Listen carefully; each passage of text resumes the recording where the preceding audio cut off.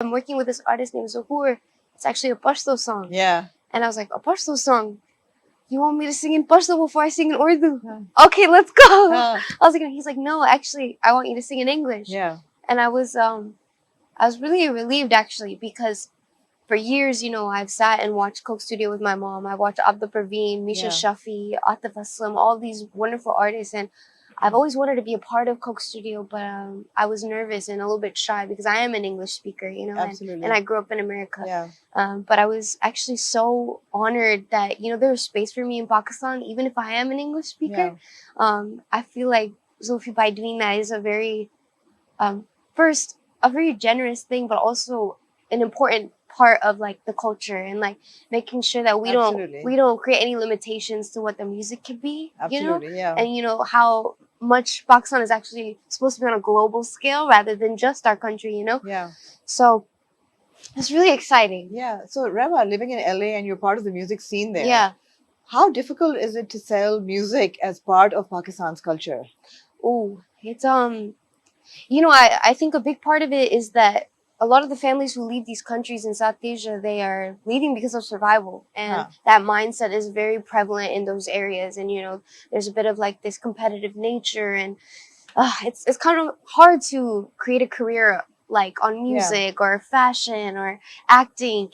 And I think those who have to do it have to put their whole life into it. They have to devote everything. And it's important to just represent your community, but in the way how, not trying to be anything else. Absolutely. I'm never going to be somebody who grew up in Pakistan, but I am somebody who's Pakistani who grew up in America, and I think that's the most important lens I can have. Absolutely. It's a unique perspective, and it's a perspective that reflects in your songs and your music as well. Thank you. But going back a bit, your grandmother used to work at Radio Pakistan. Yes. And she was a and I didn't even know that until later when I started making music. My mom was like, yeah, no one makes music in the family, but your grandma did. And I was like, wow. So you didn't even know that your grandmother used to sing, and yet you were in the profession, and that's so cool. No, exactly. And actually, I've never had anyone ask me about my grandmother before. So this is really impressive, honestly. Yeah. Must be that conversation, and I didn't know, and I think obviously that influence is probably genetically in there, and I think it's important, and I think it matters because she was part of something big, like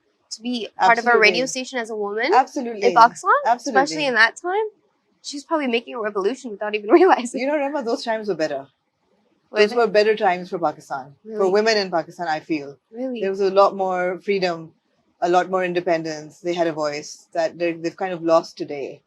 Yeah, so when you started singing, I feel that you wanted that voice to be heard, as a woman, as a South Asian woman. And one of your songs, Ladke, one of the first songs I heard, is with your friend Shia. Yeah. Who's from India? Yes, she is. She's an Indian American artist, and I'm a Pakistani American artist. Yeah. So us collaborating was actually an opportunity to, erase that invisible feud that people think that these women have. Yeah. First of all, it being two South Asian women in America, I don't think I've ever seen a collaboration like that before. Yeah. And second, the unfair double standards that are placed on women in relationships, in life, in accomplishments. Like, women are out here getting degrees, working jobs, being creative, doing their laundry, cooking, cleaning, doing everything. Well, men only have to carry like a slight bit of that battle, and and yet they're kind of behave like they're doing it all. Like, exactly. Yeah, and there are people who are doing great things, and there are men who are putting in effort and putting in work. But I think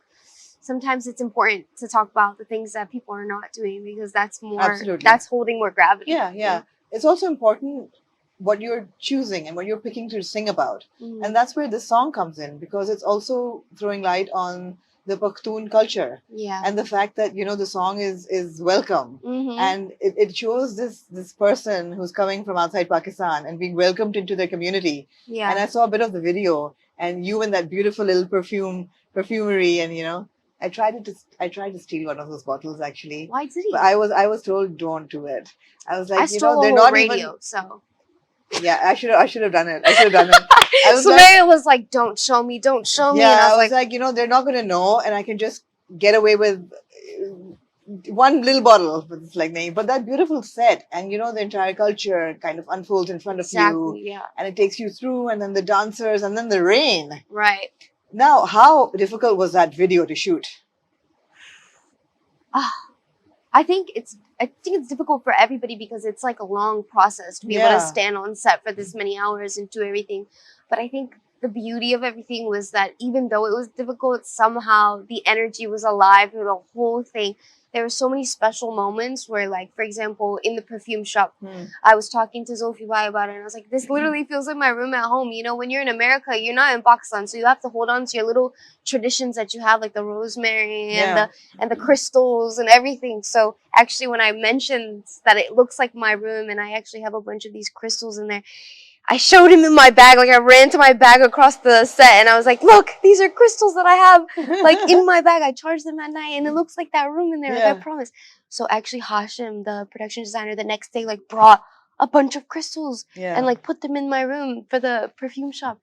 Little things like that are what make artists feel comfortable and safe on set. And even just the idea of me being welcomed into the Pashtun culture, you know, that's a big part of this song. Is like, I didn't want to occupy too much space. I just wanted to add to it. I just wanted to celebrate something that was already happening, and that is the Pashtun culture. And I'm very grateful that Zahoor is so talented and fleshed it out and was able to like educate everybody on what the Pashtun culture is about. So I mean, you guys sounded amazing. What was the brief that was given to you? It was very simple yet stunning. I'll say it like that. Really just explaining, oh, this is what Pashtun culture is about. It's about welcoming people, open arms, and I think there's this stereotype and these weird pressures that Pashtun people act like this or supposed to become this.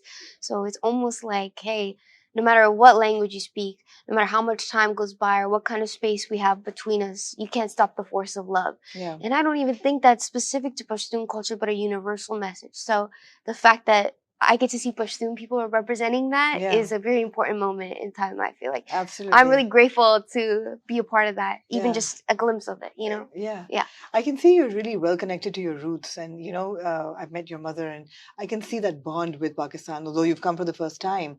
Do you feel any of that connection now that you're here?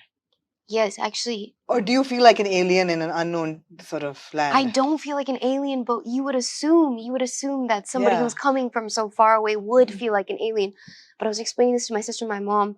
When I landed, I actually felt very emotional because it feels like oddly familiar. But new at once. So it's crazy. Why is everyone so welcoming here? I don't know. It's like no matter all the hurt, all the pressure people have gone through, they still made diamonds and they still move with love and welcome you. This is not something that happens in America. You know, our communities aren't welcomed everywhere. So this is emotional for me because I feel safe here.